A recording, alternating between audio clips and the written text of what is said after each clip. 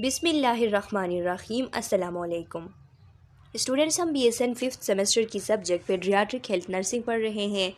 Paediatric health nursing में हमने आप लोगों के कोर्स का यूनिट 9 स्टार्ट किया हुआ है। पेडियाट्रिक कार्डियोलॉजी, इसका पार्ट 1 पार्ट 2 हमने पढ़ लिया है, जो कि हमारे चैनल के प्लेलिस्ट में मौजूद है। और चैनल के प्लेलिस्ट का लिंक आप लोगों को इस वीडियो लेक्चर के डिस्क्रिप्शन के एंड में मिल जाएगी, वहाँ से आप स्टडी कर सकते हैं। आज का हमारा जो वीडियो लेक्चर है, इसमें हम इसी यूनिट को कंटिन्यू करेंगे। इसका पार्ट 3 इस वीडियो लेक्चर के साथ हम कवर कर लेंगे। तो स्टूडेंट्स, पिछली वीडियो लेक्चर में मैंने आप लोगों को ASD और VSD पढ़ाई थी। एट्रियल सेप्टल डिफेक्ट और वेंट्रिकुलर सेप्टल डिफेक्ट के बारे में मैंने आप लोगों को समझा दिया था, जो कि कंजेनिटल हार्ट डिजीज़ में से एसाइनोटिक हार्ट डिजीज़ है। आज भी हम एसाइनोटिक हार्ट डिजीज़ में से तीसरा डिजीज़, जो कि पेटेंट डक्टस एट्रियोसिस कहलाती है, ये डिस्कस करेंगे। तो स्टूडेंट्स, पेटेंट डक्टस एट्रियोसिस कहते किसे हैं, मैंने आप लोगों को जो फीटल नॉर्मल सर्कुलेशन है वो पढ़ाई हुई है इसके पार्ट 1 में, इसी यूनिट के। उसमें मैंने आप लोगों को समझाया था कि within the uterus fetus जो होता है, उसके पल्मोनरी आर्टरी और उसके जो आयोटा है उसके दरमियान एक चैनल होती है, एक छोटा सा वेजल होता है, जिसके थ्रू पल्मोनरी आर्टरी से ब्लड आयोर्टा में चली जाती है। ये ज़रूरी होता है, ये मस्ट होता है फीटल लाइफ के लिए, क्योंकि वहाँ पे लंग्स जो है वो फंक्शनल नहीं होते हैं। लंग्स में फ्लूइड भरा होता है, लंग्स के अंदर प्रेशर इंक्रीज़ होती हैं, पल्मोनरी ट्रंक के थ्रू लंग्स की तरफ ब्लड नहीं जा सकती। इसीलिए वहाँ पे इस डक्ट का होना ज़रूरी है, ताकि पल्मोनरी वेन में जो ब्लड चली गई है हार्ट के राइट वेंट्रिकल से, वो चला जाए इस डक्ट के थ्रू आयोटा में, और वहाँ से फिर पूरी बॉडी की तरफ उसकी सप्लाई हो। तो ये फीटल लाइफ में ज़रूरी होता है। लेकिन आफ्टर बर्थ जो फर्स्ट वीक होती है, लाइफ की फ़र्स्ट वीक होती है, उसमें नॉर्मली ये बिल्कुल बंद हो जाती है, ये बिल्कुल क्लोज़ हो जाती हैं। लेकिन कभी कभार एबनॉर्मलिटी है, कंजेनिटल हार्ट डिजीज़ है, कोई भी बच्चा जो है उसमें ये एबनॉर्मलिटी आ जाती है और उनकी जो ये डक्ट है वो परसिस्टेंट रहती है, क्लोज नहीं होती। तो इससे बहुत सारे एबनॉर्मलिटीज़ वाक़े होते हैं उस बच्चे के बॉडी के अंदर, जो कि इसमें हम डिस्कस करेंगे। तो ये जो कंडीशन होती है, ये जो कंजेनिटल हार्ट डिजीज़ होती है, ये कहलाती है पेटेंट डक्टस एट्रियोसिस। लिखा है आप लोगों के स्लाइड में कि persistence of normal fetal vessel that joins the pulmonary artery to the aorta। यानी अगर नॉर्मल फीटल वेजल जो कि डक्टस एट्रियोसिस कहलाती हैं, जो कि पल्मोनरी आर्टरी और आयोटा को एक दूसरे के साथ जॉइन करती है within the fetal life uterus के अंदर, तो जब वो परसिस्टेंस रहती है, बर्थ के बाद भी बंद नहीं होती, तो ये पेटेंट डक्टस एट्रियोसिस कहलाती है, जो कि एक कंजेनिटल हार्ट डिजीज़ है। Normally closes in the first week of the life, normally first week of the life में इसे क्लोज होना है। Account for 10% of all congenital heart diseases, seen in 10% of other congenital heart lesions, and can often play a critical role in some lesions। क्या होता है, तमाम congenital heart diseases में से 10% जो diseases होती हैं वो पेटेंट डक्टस एट्रियोसिस की होती हैं, और कभी कभार ये दूसरे congenital heart lesions यानी दूसरे congenital heart diseases जो है, जैसे कि ASD है, VSD है, कोआक्टेशन ऑफ आयोर्टा है, डिफरेंट जो कंजेनिटल हार्ट डिजीज़ है, उनके साथ साथ ये भी होती हैं। और जब उनके साथ साथ होती हैं तो बहुत सारे ऐसे लीजन्स हैं कि जिनमें ये क्रिटिकल बन जाती हैं, क्रिटिकल रोल अदा करती हैं। यानी दोनों जब साथ में हो जाते हैं, फॉर एग्ज़ाम्पल VSD और अगर PDA है, तो दोनों जब एक साथ होते हैं तो मज़ीद जो है वो कम्प्लेक्स सिचुएशन बन जाती है। फीमेल्स और मेल्स रेशो इसकी 2:1 है, यानी फ़ीमेल्स जो है एज़ कम्पेयर टू मेल्स, ये फ़ीमेल्स में ज़्यादा कॉमन है। इसकी कोई रीज़न नहीं है, ये जस्ट जो है वो रिसर्च जब किया गया है इस पर, तो ये मालूम हुआ है कि फ़ीमेल्स में से फ़ीमेल ज़्यादा अफेक्ट होते हैं PDA की वजह से as compared to males. Often associated with coarctation and VSD, जो आयोटा की क्वार्टेशन होती है, क्वार्टेशन मींस नेरोइंग, आयोटा की जो नेरोइंग होती है उसके साथ साथ ये ज़्यादातर एसोसिएटेड होती है, और VSD के साथ जब VSD होती है तो साथ में ज़्यादातर PDA भी होता है। पीडीए के दौरान जो हीमोडायनेमिक्स होती हैं वो किस तरह होती हैं, तो लिखा है as a result of higher aortic pressure blood shunts left to right through the ductus from aorta to pulmonary artery. यानी जाहिर सी बात है कि जो आयोटिक प्रेशर होती हैं वो ज़्यादा होती हैं as compared to pulmonary pressure. इसीलिए क्या होता है कि लेफ़्ट साइड से ब्लड राइट साइड की तरफ शंट करती हैं, यानी आयोटा से ब्लड जो है वो शंट करके पल्मोनरी आर्टरी में चली जाती हैं। Extent of the shunt depend on the size of ductus and peripheral vascular resistance and systemic vascular resistance। अब देखिए स्टूडेंट्स के इसकी जो एक्सटेंट है, इसकी जो हद है वो डिपेंड करती है डक्टस के साइज़ पे, यानी जितना ज़्यादा बड़ा वो डक्टस होगा, होल जितना बड़ा होगा उतनी ज़्यादा मकदार में आयोटा से ब्लड जो है वो शंट करके पल्मोनरी आर्टरी में चली जाएगी। और दूसरी बात ये कि पल्मोनरी वस्कुलर रेजिस्टेंस जितना कम होगा सिस्टमिक वस्कुलर रेजिस्टेंस से, उतने ज़्यादा मकदार में आयोटा से ब्लड जो है वो पल्मोनरी आर्टरी में चली जाएगी। क्योंकि आप लोगों को पता है कि ब्लड फ़्लो जहाँ पे प्रेशर कम होती है तो उस साइड पे ज़्यादा होती हैं, तो जितना ज़्यादा सिस्टमिक वस्कुलर रेजिस्टेंस होगा पल्मोनरी वस्कुलर रेजिस्टेंस से जितना ज़्यादा होगा उतनी ज़्यादा मकदार में ब्लड पल्मोनरी वेजल में, पल्मोनरी वेन में शंट कर जाएगी। Small PDA pressures in pulmonary artery and right ventricle right atrium are normal. आप देखिए स्टूडेंट्स यहाँ पे लिखा है कि अगर स्मॉल पीडीए है और पल्मोनरी आर्टरी में थोड़ा सा जो वो है प्रेशर है, राइट वेंट्रिकल में राइट एट्रियम में प्रेशर है, तो ये नॉर्मल है। ये इतनी कोई ख़ास बात नहीं है कि अगर स्मॉल पीडीए है जिसकी वजह से थोड़े मकदार में ब्लड वो आयोटा से शंट करके चली आती हैं यहाँ पे पल्मोनरी आर्टरी में, तो फिर इसका कोई इतना जो है वो फ़र्क नहीं पड़ता, कोई इतना मसला ये नहीं है। अगर इनमें प्रेशर थोड़ा पल्मोनरी आर्टरी में ज़्यादा हो, राइट वेंट्रिकल में, राइट एट्रियम में, तो पीडीए स्मॉल सा हो तो इतना मसला नहीं करता, उसके कोई इतने साइन सिम्टम्स नहीं होते। Clinical sign and symptoms. अब देखें small PDAs are usually asymptomatic, और जो स्मॉल पीडीएज होते हैं तो वो यूजुअली एसिम्टोमेटिक होते हैं, उसके कोई सिम्टम्स नहीं होते। Large PDAs can result in symptoms of congestive heart failure, growth restriction और FTT, यानी जो फेलियर टू थ्राइव है। मतलब कि अगर पीडीए लार्ज है तो इसकी वजह से कंजेस्टिव हार्ट फेलियर के जिस तरह सिम्टम्स होते हैं तो वो होंगे, ग्रोथ रिस्ट्रिक्शन होगी, बच्चा जो है फेलियर टू थ्राइव होगा, यानी वो उसकी जो नॉर्मल ग्रोथ एंड डेवलपमेंट है वो नहीं होगी, वो बहुत ज़्यादा वीक होगी। तो यहाँ पे कंजेस्टिव हार्ट फेलियर के वो सिम्टम्स इसलिए होते हैं क्योंकि ज़ाहिरी सी बात है कि जो आयोटा है वहाँ से ब्लड आ रही होती है पल्मोनरी आर्टरी में, पल्मोनरी आर्टरी में जब आ जाती हैं तो पल्मोनरी आर्टरी से राइट वेंट्रिकल में जब जमा होती है तो राइट एट्रियम में, तो right side of the heart को जो है वो नॉर्मल से ज़्यादा ब्लड के साथ डील करना पड़ती है, और फिर यहाँ से जब यहाँ पे फुल हो जाती है तो वेना केवास के थ्रू पूरी बॉडी की तरफ जाती है, वहाँ पे पूरी बॉडी में पेरिफेरी में एडिमा स्टार्ट हो जाती है, और इस तरह ये सब जो है वो कंजेस्टिव हार्ट फेलियर के सिम्टम्स हैं। बाउंडिंग एट्रियल पल्सेस, अगर हम एट्रियल पल्सेस चेक करते हैं तो वो बाउंडिंग होते हैं, यानी उनकी जो बीटिंग होती है वो बहुत ज़्यादा बाउंडिंग होती है, तेज़ होती हैं। विडेंट पल्स प्रेशर भी विडेंट होता है। तो पल्स प्रेशर तो आप लोगों को पता है स्टूडेंट्स के जो सिस्टोलिक और डायस्टोलिक ब्लड प्रेशर में जो डिफरेंस होती है तो वो कहलाती हैं पल्स प्रेशर। और उसे किस तरीके से हम मालूम करते हैं, जब हम सिस्टोलिक ब्लड प्रेशर से डायस्टोलिक ब्लड प्रेशर को माइनस करते हैं तो हमारे साथ जो वैल्यू आती है वो पल्स प्रेशर की वैल्यू होती है, और ये जितना ज़्यादा आता है उतना जो है हम कहते हैं कि वीडेन पल्स प्रेशर है। तो यहाँ पे भी क्या होता है, पल्स प्रेशर वीडेन होती हैं।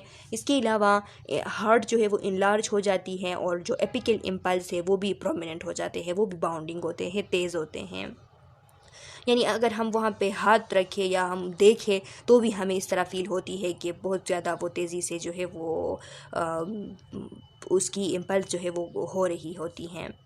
Classical continuous machinery systolic murmur, और साथ में एक classical continuous machinery systolic murmur. तो यहाँ पे स्टूडेंट्स मशीनरी सिस्टोलिक मर्मर या मशीनरी हार्ट मर्मर की बात अगर आ जाए तो ये एक लॉन्ग एक डीप साउंड होती है, लॉन्ग डीप साउंड या हम सीरीज़ ऑफ साउंड कह सकते हैं, जो कि कंटिन्यूस रहती है।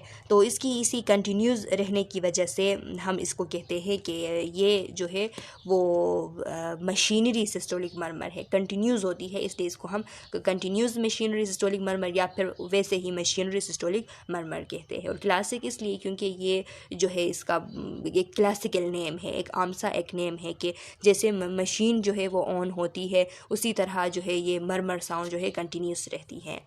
Mid diastolic murmur at the apex, और डायस्टोल के दौरान मिड डायस्टोल में अगर हम सुने तो एपेक्स एरिया में हमें मिड डायस्टोलिक मर्मर साउंड भी सुनाई देती है। Patent ductus arteriosus pathophysiology. अब पीडीए की पैथोफिजियोलॉजी देख लें। क्या होता है? Blood shunts from the aorta left side of the heart to the pulmonary artery right side. देखिए यहाँ पे आपको दिखाया गया है कि ब्लड जो है वो आयोटा से, ये आयोटा गई हुई है और ये यहाँ पे पीडीए आप लोगों को दिखाया हुआ है। तो ये जो पीडीए है यहाँ से आयोटा से जो ब्लड है वो चली आती है पल्मोनरी वेन में, पल्मोनरी ट्रंक में, यानी right side of the heart में। यहाँ पे जब आती हैं तो देखिए लंग्स की तरफ चली जा रही है। ऑक्सीजनेटेड ब्लड भी इस डीऑक्सीजनेटेड ब्लड के साथ मिक्स होकर लंग्स की तरफ जा रही है। ये भी पल्मोनरी आर्टरी का एक पार्ट है और ये भी पल्मोनरी आर्टरी का एक पार्ट है। Return to the lungs causing increase pressure in the lungs. जब इस तरह ये ज़्यादा मकदार में ब्लड ऑक्सीजनेटेड भी साथ में मिक्स होकर चली जाती हैं लंग्स में, तो फिर वहाँ पे लंग्स में प्रेशर इंक्रीज़ हो जाती हैं, और लंग्स में प्रेशर इंक्रीज़ होने की वजह से ये जो right side of the heart है फिर यहाँ से ब्लड ऊपर लंग्स की तरफ नहीं जा पाती, क्योंकि वहाँ पे प्रेशर वैसे ही इंक्रीज़ है। तो यहाँ पे जमा हो जाती है। यहाँ पे जमा होने के बाद जब फुल हो जाती हैं तो ये वेना केवास के थ्रू, सुपीरियर और इंफीरियर वेना केवास के थ्रू बॉडी की पेरिफेरी की तरफ चली जाती हैं। वहाँ पे एडिमा यानी कंजेस्शन बन जाती हैं और कंजेस्टिव हार्ट फेलियर होती है। इस तरह हार्ट अपना फंक्शन छोड़ देता है। पीडीए की ट्रीटमेंट क्या है? Indomethacin inhibitor of prostaglandin synthesis can be used in premature infant. यहाँ पे क्या होता है स्टूडेंट्स कि हम इंडोमेथिसिन देते हैं। इंडोमेथिसिन एक प्रोस्टाग्लैंडिन सिंथेसिस इनहिबिटर है। तो ये जब प्रोस्टाग्लैंडिन की सिंथेसिस को इनहिबिट करती हैं प्री मैच्योर इन्फेंट में जब हम देते हैं, तो उसमें जब प्रोस्टाग्लैंडिन की सिंथेसिस को इनहिबिट करती है तो ये जो डक्टस बनी हुई है ये क्लोज हो जाती हैं। अब आप लोग सोच रहे होंगे कि प्रोस्टाग्लैंडिन से क्या होता है। तो स्टूडेंट्स जब यूट्रस में होता है बच्चा, प्रोस्टाग्लैंडिन के डिफरेंट एरियाज़ पे डिफरेंट फंक्शन होते हैं। कहीं पे ये मसल्स जो है उनको स्ट्रेच करती है, बहुत ज़्यादा उनकी कंट्रक्शन करती है, और कहीं पे मसल्स की रिलैक्सेशन भी काज करती हैं। यहाँ पे क्या होता है, यहाँ पे with in the uterus intrauterine life में ये जो डक्टस जो है वो ज़रूरी होती है, चूँकि इसका कायम रहना ज़रूरी होती है। तो इसको कायम रखने के लिए इस एरिया में प्रोस्टाग्लैंडिन्स मौजूद होते हैं, जो कि जिनकी वजह से ये डक्टस जो है वो बंद नहीं होती और कायम रहती है ड्यूरिंग यूटराइन लाइफ। लेकिन जब यूटराइन लाइफ ख़त्म हो जाता है, जब बच्चे की बर्थ हो जाती हैं, तो यहाँ पे ये जो प्रोस्टाग्लैंडिन्स है ये नेचुरली कुदरत ने इस तरह डिटर्मिनेशन की हुई है कि ये मतलब वहाँ से फिर ख़त्म हो जाते हैं। जब इनका एक्शन ख़त्म हो जाता है तो फिर ये जो डक्टस है ये क्लोज़ हो जाती है आफ्टर बर्थ। लेकिन कभी कभार इस तरह होता है कि आफ्टर बर्थ भी इन प्रोस्टाग्लैंडिन का एक्शन कंटिन्यू रहता है, और इनके एक्शन कंटिन्यू रहने की वजह से ये डक्टस बंद नहीं होती।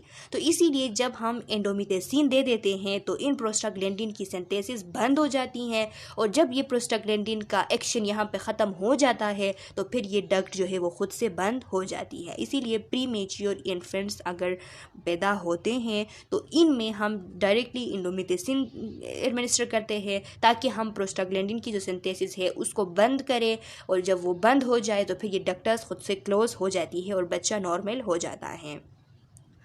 PDA require surgical or catheter closure. लेकिन अगर जो है वो एक मैच्योर बच्चा है, उसके पीडीए है और उसमें जो है पीडीए लार्ज भी हैं और उससे एबनॉर्मलिटीज़ है, तो फिर या तो सर्जिकल या तो कैथेटर क्लोजर फिर करनी पड़ती है।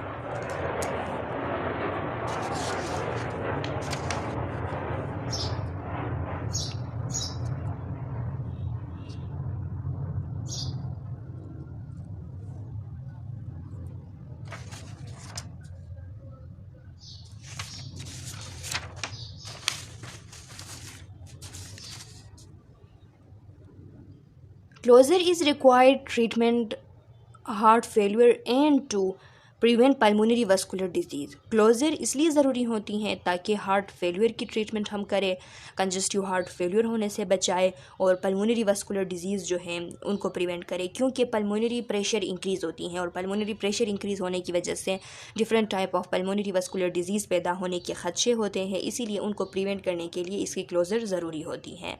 Usually done by ligation and division of intravascular coil.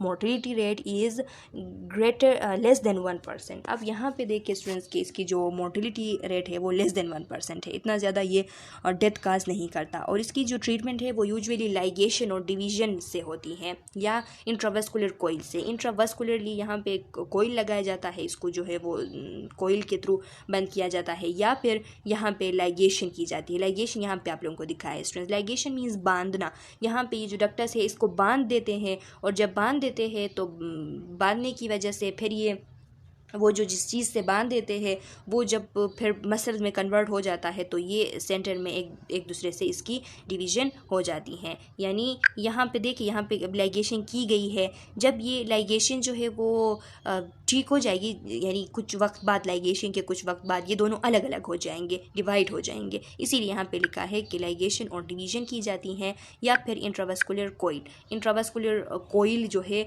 ये इस तरह की कोइल होती है, इसको इंसर्ट करते हैं। इसको इंसर्ट करने के बाद यहाँ पे ये जो यहाँ पे फैब्रिक और वायर्स है इनके दरमियान जब ब्लड क्लॉट बन जाती हैं तो उस ब्लड क्लॉट की वजह से धीरे धीरे जो है वो डक्टस क्लोज हो जाती हैं। देखिए अब लिखा है इसमें कार्डियक कैथराइजेशन, यानी कार्डियक कैथराइजेशन का पिछली वीडियो लेक्चर में भी मैंने आप लोगों को बताया था कि एक ऐसी प्रोसीजर जिसमें एक कैथेटर जो है वो पास की जाती है, एक छोटा सा, जिसके थ्रू डिफरेंट टाइप्स ऑफ वो जो पेच वगैरह है वो लगाए जाते हैं और हार्ट में ASD और VSD वगैरह उनको क्लोज़ कर देते हैं। तो इसी तरह यहाँ पे भी ये जो कोइल है इसको इंसर्ट करने के लिए कार्डियक कैथराइजेशन करनी पड़ती है। कोई जो है एक बड़ा सा वेन जिसके थ्रू ये कैथेटर ले जाते हैं, ले जाके उसको हार्ट तक पहुँचा देते हैं, चाहे वो डायग्नोस्टिक पर्पज़ के लिए हो या ट्रीटमेंट पर्पज़ के लिए हो। Insert coil tiny fibres occlude the ductus atriosus when a thrombus forms in the mass of fabric and wire। ये एक टिनी फाइबर होता है जिसको इंसर्ट किया जाता है, ये जाके उस डक्टस को ओक्लूड कर देती है, डक्टस को बंद कर देती हैं जब इसमें थ्रोम्बस फॉर्मेशन हो जाती है। यहाँ पे ब्लड क्लॉट बन जाती हैं इस फैब्रिक और वायर के दरमियान, जब ब्लड क्लॉट बन जाती है तो इससे धीरे धीरे वो डक्टस जो है वो क्लोज हो जाती हैं। नर्सिंग केयर क्या है, आप लोगों की जिम्मेदारी क्या है इस दौरान, तो लिखा है प्री ऑपरेटिव और पोस्ट ऑपरेटिव केयर आप लोग प्रोवाइड करेंगे। प्री ऑपरेटिव केयर में आप पेशेंट को तो टीच नहीं कर सकते, अगर वो छोटा बच्चा है तो उसको टीच नहीं कर सकते। अगर समझदार बच्चा है, अंडरस्टैंड कर सके, तो उसको भी टीचिंग और उसके पेरेंट को टीचिंग करनी चाहिए और छोटे बच्चों के पेरेंट्स को टीचिंग उस प्रोसीजर के बारे में समझानी चाहिए। SS फॉर इन्फेक्शन के लिए देखनी चाहिए, किसी न किसी तरीके से पेशेंट जो है उसको इन्फेक्शन से बचाया जाए। लेब वैल्यूज़ जो है वो आपने चार्ट करने के लिए लेब वैल्यूज़ ऑब्टेन करनी है और उसके बाद पोस्ट ऑपरेटिव आपने ABC करनी है, यानी एयरवे ब्रीथिंग सर्कुलेशन आपने मेंटेन रखनी है। पेशेंट को रेस्ट जो है वो रेस्ट और कंफर्ट में रखना है, हाइड्रेशन न्यूट्रिशन का ख्याल रखना है, कम्प्लिकेशन को प्रिवेंट करनी है, इन्फेक्शंस वगैरह से बचाना है और डिस्चार्ज टीचिंग भी आपने करनी है। तो ये आप लोगों की रिस्पॉन्सिबिलिटी है। इसके बाद है pulmonary stenosis. Pulmonary stenosis students ये मैंने आप लोगों को AHN 4th सेमेस्टर की जब मैं पढ़ा रही थी तो वहाँ पे पल्मोनरी स्टेनोसिस और आयोटिक स्टेनोसिस मैंने आप लोगों को पढ़ाई हुई थी। यहाँ पे जो अब हम पढ़ रहे हैं तो सेम वही कंडीशन है, लेकिन वहाँ पे हम एडल्ट्स के लिए पढ़ रहे थे और यहाँ पे हम बच्चों के लिए पढ़ रहे हैं। लिखा है pulmonary stenosis is obstruction in the region of either the pulmonary valve or the sub pulmonary ventricular outflow tract. यानी पल्मोनरी स्टेनोसिस हम उस ऑब्स्ट्रक्शन को कहते हैं कि या तो वो पल्मोनरी वाल्व जो है वो बंद हो रही है, वो उसकी वजह से ऑब्स्ट्रक्शन काज हो रही है, पल्मोनरी वेन से ब्लड जो है वो आउटफ्लो नहीं हो रही है, राइट वेंट्रिकल से पल्मोनरी ट्रंक में ब्लड जा नहीं रही, या फिर वाल्व के अलावा पल्मोनरी वेन में कोई इस तरह उसकी नैरोइंग या फिर उसमें जो है कोई ना कोई ऑब्स्ट्रक्शन आ गई है जिसकी वजह से राइट वेंट्रिकल से ब्लड ऊपर जो पल्मोनरी वेन है उसकी तरफ जा नहीं रही है। तो इस कंडीशन को कहा जाता है pulmonary stenosis. Account for 7 to 10% of all congestive heart disease. तो कंजेस्टिव हार्ट डिजीज़ में से 7 to 10% ये कंडीशन होती है। Most cases are isolated lesions. अब पल्मोनरी स्टेनोसिस के जो ज़्यादातर केसेस है वो आइसोलेटेड होते हैं। आइसोलेटेड मीन्स के ज़रूरी नहीं है कि इसके साथ कोई और प्रॉब्लम भी हो, यानी ASD, VSD या क्वार्टेशन या फिर PDA, ज़रूरी नहीं होता कि इसके साथ वो भी हो। ये जब होता है तो ख़ुद ब खुद एक ही आइसोलेटेड लीजन ज़्यादातर पाया जाता है। May be bicuspid or fusion of 2 or more leaflets। या तो ये इस तरह होता है कि दो कस्प जो है वो एक दूसरे के साथ फ्यूज़ हो जाते हैं, या फिर 2 से ज़्यादा जो लीफलेट्स भी है। लीफलेट्स मींस के स्टूडेंट्स ये जो वाल्व होती हैं, वाल्व जो होती हैं ये इस तरह की वाल्व होती हैं। ट्राइकस्पिड वाल्व जो कि राइट एट्रियम और राइट वेंट्रिकल के दरमियान होती है, तो इसके ये 3 कस्प्स होते हैं। ये जो 3 कस्प्स होते हैं इनको लीफलेट्स भी कहा जाता है, लीफलेट्स बी को कहा जाता है, ये जो 3 कस्प होते हैं। तो यहाँ पे बताने का मकसद ये है कि इन 2 कस्प के दरमियान भी हो सकती हैं, यानी बाइकस्पिड।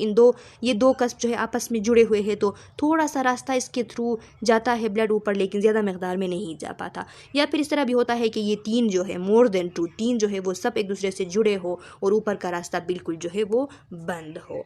तो यही इसका मतलब है। फिर लिखा है can be or without an intact ventricular septum. अब देखिए स्टूडेंट्स के या इस तरह हो सकता है कि वेंट्रिकुलर सेप्टम बिल्कुल इंटैक्ट हो, सही हो, या इस तरह भी हो सकता है कि वेंट्रिकुलर सेप्टम में भी कोई मसला हो। दोनों सूरत में ये पॉसिबल है पल्मोनरी स्टेनोसिस। अब पल्मोनरी स्टेनोसिस के दौरान हीमोडायनेमिक्स किस तरह होती हैं? Right ventricular pressure hypertrophy, right ventricular failure. ज़ाहिरी सी बात है कि राइट वेंट्रिकल से ब्लड पल्मोनरी वेन की तरफ नहीं जा रही है, क्योंकि पल्मोनरी वाल्व स्टेनोसिस है, वो उसकी जो है बिल्कुल वो बंद है, टाइट हो गई है, बंद है, तो ऊपर की तरफ ब्लड नहीं जा रही है। तो राइट वेंट्रिकल पे बहुत ज़्यादा प्रेशर पड़ती है, जिसकी वजह से उसकी हाइपरट्रोफी होती है, और फिर एक बार इस तरह भी हो सकता है कि उसकी फेलियर हो जाए। Right ventricular pressure may be greater than systemic pressure. इसमें इस तरह भी होता है कि राइट वेंट्रिकल की प्रेशर सिस्टमिक प्रेशर से भी इंक्रीज़ होती है। Post stenotic dilation of main pulmonary artery. इस तरह भी होता है कि जब पल्मोनरी स्टेनोसिस हो जाती है तो इस स्टेनोसिस के बाद जो पल्मोनरी आर्टरी है उसकी डायलेशन होती है, क्योंकि उसमें ब्लड जो है वो उसकी नेरोविंग हो चुकी है, आगे रास्ता बंद है, उसमें ब्लड जाने ही रही होती है, तो वो डायलेट हो जाती है इस वजह से। With intact septum and severe stenosis, right to left shunt cyanosis. कभी कभार इस तरह भी होता है कि अगर इंटेक्ट सेप्टम हो, सेप्टम इंटेक्ट हो, बिल्कुल उसमें कोई सुराख नहीं हो, और सीवियर अगर स्टेनोसिस है, तो फिर क्या होगा? सीवियर स्टेनोसिस अगर है, अगर बिल्कुल रास्ता बंद है, पल्मोनरी ट्रंक की तरफ ब्लड जा ही नहीं रही है, और साथ में राइट टू लेफ्ट शंट जो है वो अगर स्टार्ट हो गई, यानी राइट टू लेफ़्ट शंट इसीलिए स्टार्ट होती है कि अगर ऊपर की तरफ ब्लड जा नहीं रही होती है, तो ज़ाहिर सी बात है कि अगर सेप्टम इंटेक्ट है तो उसमें कुछ ना कुछ एबनॉर्मेलिटी आ जाती है, जिसकी वजह से राइट साइड से लेफ़्ट साइड की तरफ शंट होती है, यानी डीऑक्सीजनेटेड ब्लड जो है वो चली जाती है राइट लेफ़्ट साइड में, ऑक्सीजनेटेड ब्लड के साथ वहाँ जाके मिक्स हो जाती है, ऊपर लंग्स की तरफ ब्लड नहीं जा पा रही होती है, तो फिर क्या होता है कि ऑक्सीजनेशन नहीं हो पा रही होती है ब्लड की, तो इस टाइम साइनोसिस भी पॉसिबल है। ये एसाइनोटिक हार्ट डिजीज़ है, लेकिन साइनोसिस इसमें पॉसिबल है, साइनोसिस हो सकती है। Cyanosis is indicative of critical pulmonary stenosis, और जब साइनोसिस हो जाती है तो हम समझ जाते हैं कि ये बहुत ज़्यादा क्रिटिकल पल्मोनरी स्टेनोसिस है, क्योंकि क्रिटिकल ही जब बहुत ज़्यादा सीवियर होता है तो उस टाइम ये कंडीशन स्टार्ट हो जाती है कि अगर थोड़ा सा भी वहाँ पे सुराख सा हो ASD का या VSD का, तो वो जो है उसके थ्रू ब्लड जो है राइट साइड से लेफ़्ट साइड की तरफ शंट जो है वो स्टार्ट कर जाती है। लेकिन कभी कभार इस तरह भी होता है कि अगर बिल्कुल इंटेक्ट है सेप्टम, उसमें कोई भी जो है वो सुराख नहीं है, बिल्कुल इंटेक्ट है, तो फिर भी ज़ाहिर सी बात है कि ऊपर लंग्स की तरफ ब्लड जा ही नहीं रही है, तो लेफ़्ट साइड में कहाँ से ऑक्सीजनेटेड ब्लड आएगा? पॉसिबल ही नहीं है कि ऑक्सीजनेटेड ब्लड आ जाए, तो इसीलिए भी साइनोसिस हो जाती है उस टाइम भी। क्लिनिकल साइन एंड सिम्टम्स क्या है इसके? Depend on severity of obstruction. और सीवियरिटी, जितना सीवियर ऑब्स्ट्रक्शन हो इतना जो है वो सिम्टम्स सामने आते हैं। जब माइल्ड पल्मोनरी स्टेनोसिस हो तो वो एसिम्टोमेटिक होता है, जिसमें प्रेशर जो है वेंट्रिकल के अंदर, प्रेशर राइट वेंट्रिकल के अंदर 30 mmHg से कम होती है, तो वो माइल्ड पल्मोनरी स्टेनोसिस कहलाती हैं। लेकिन मॉडरेट टू सीवियर में, मॉडरेट में क्या होता है 30 to 60 mmHg तक वो प्रेशर बढ़ जाती है राइट वेंट्रिकल के अंदर, तो फिर वो मॉडरेट कहलाती हैं। और अगर 60 mmHg से भी ज़्यादा हो रहा है राइट वेंट्रिकल के अंदर प्रेशर, तो इसका मतलब है कि ये पल्मोनरी स्टेनोसिस जो है वो सीवियर है बहुत ज़्यादा, और इसके सिम्टम्स भी ज़्यादा होंगे। प्रोमिनेंट जुगुलर वेन, इस दौरान जुगुलर वेन प्रोमिनेंट होगा, क्योंकि ब्लड अगर जमा हो रहा है राइट वेंट्रिकल में तो वहाँ से राइट एट्रियम में जाएगा। राइट एट्रियम में वेना केवास के थ्रू बॉडी की तरफ जाएगा, तो सबसे बड़ा वेन वेना केवास के बाद जुगुलर वेन है, तो वहाँ पर ज़्यादा ब्लड जाएगा, जिसकी वजह से वो प्रोमिनेंट होगी, दिखाई देगी बाहर से।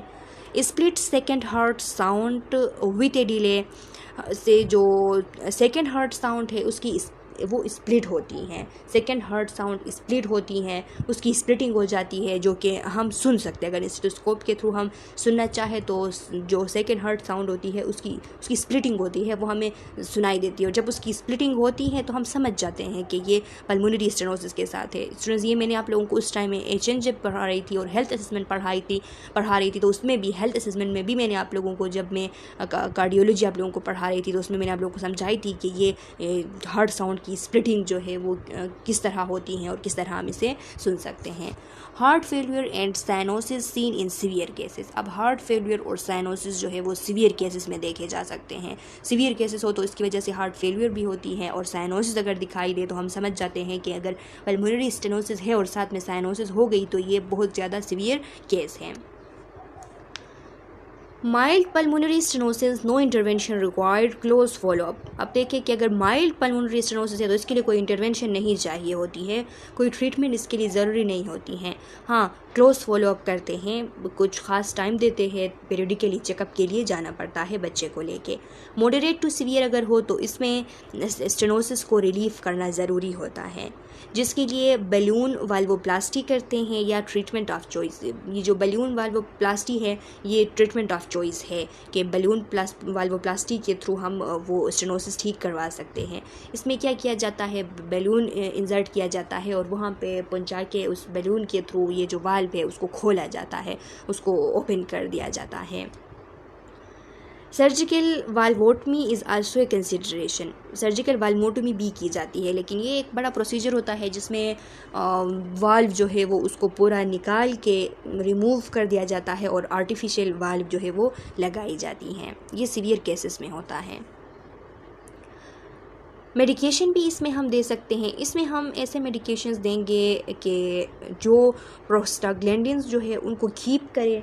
प्रोस्टाग्लैंडिन्स को अगर कीप करेंगे वहाँ पे ऐसे मेडिकेशंस जो कि प्रोस्टाग्लैंडिन्स को यानी वहाँ पे रहने देंगे, उस एरिया पे प्रोस्टाग्लैंडिन्स की कंसंट्रेशन हम ज़्यादा कर सकें, तो फिर हम इसको ठीक कर सकते हैं। क्योंकि स्टूडेंट्स यहाँ पे इस तरह होता है, अब देखिए मैंने थोड़ी देर पहले आप लोगों को बताई थी PDA पढ़ाते वक्त के प्रोस्टाग्लैंडिन्स की डिफरेंट एरियाज़ पे डिफरेंट फंक्शन होती है। फॉर एग्जांपल ये जो है पल्मोनिक वाल्व है, और इस पल्मोनिक वाल्व के इर्द गिर्द के जो मसल्स होते हैं, इर्द गिर्द के इसके जो मसल्स होते हैं, इन मसल्स की अगर बाहर की तरफ स्ट्रेचिंग हो तो फिर इनकी बाहर की तरफ स्ट्रेचिंग की वजह से क्या होगा, ये जो सेंटर का जो यहाँ पे बंद हुआ एरिया है, जो पल्मोनरी वाल्व जो है बंद हुआ है, ये खुल जाएगा फिर। यानी यहाँ पे इसकी जो बहुत ज़्यादा ये इस तरह होती है स्ट्रेस, यहाँ पे जो इसके इर्द गिर्द के मसल होते हैं वो इससे ज़्यादा हो चुके होते हैं, और इस तरह ये बहुत ज़्यादा जो है इस तरह हो के ये क्लोज्ड हो जाती है। तो बाहर से प्रोस्टाग्लैंडिन के थ्रू हम इनकी आउटवर्ड कंट्रक्शन करेंगे, तो इस आउटवर्ड कंट्रक्शन के थ्रू ये रास्ता जो है ये हम ओपन कर सकते हैं। तो इसीलिए यहाँ पे हम ऐसे मेडिकेशन देंगे जो कि प्रोस्टाग्लैंडिन्स को इस एरिया पे जमा कर सके। ऐसे प्रोस्टाग्लैंडिन्स के जो ड्रग्स होते हैं तो वो हम देंगे ताकि ये ओपनिंग हम जो है वो बरकरार कर सके। ये जो यहाँ पे आप लोगों को दिखाया गया है, मैं जूम करके आप लोगों को दिखा देती हूँ के जो पल्मोनरी स्टेनोसिस हो चुकी है तो प्रोस्टाग्लैंडिन्स यहाँ पे आएंगे तो इसको खोलने में मदद करेंगे, क्योंकि ये जो इर्द गिर्द के मसल्स है इस पल्मोनिक वाल्व के, तो ये अगर इनकी आउटवर्ड स्ट्रेचिंग होगी तो ये रास्ता खुल जाएगी। कैथेटर, कार्डियक कैथेटराइजेशन, बैलून वेल्वोप्लास्टी और सर्जरी वाल्वोटमी, ये मैं आप लोगों को बता चुकी हूँ कि कैथेटर इंजर्शन के थ्रू भी बलून वाल्वोप्लास्टी की जा सकती हैं। यहाँ पे आप देख सकते हैं बलून वाल्वोप्लास्टी की जा रही है, बलून इंसर्ट किया हुआ है और उस पर फिर अगर उस पर ईयर जो है वो भरा जाए तो फिर उसके थ्रू ये ओपनिंग इसकी हो सकती है, जैसे यहाँ पे इसकी ओपनिंग करवा दी गई है। इस तरह भी किया जा सकता है और वाल्व को हटा के दूसरा आर्टिफिशियल वाल्व भी लगाया जा सकता है। अच्छा स्टूडेंट्स, तो ये कंप्लीट हो चुका है पल्मोनिक स्टेनोसिस और पीडीए। आज के इस वीडियो लेक्चर के लिए इतना काफ़ी है। इन दोनों कंजेनिटल हार्ट डिजीज़ को आप समझ लें। कोई क्वेश्चन, कोई कन्फ्यूजन है तो कमेंट सेक्शन में अपना क्वेश्चन डाल लें। मैं नेक्स्ट वीडियो लेक्चर में जब आप लोगों को पार्ट 4 पढ़ाऊँगी तो आप लोगों के क्वेश्चन का आंसर करूँगी। तब तक के लिए अल्लाह हाफिज़।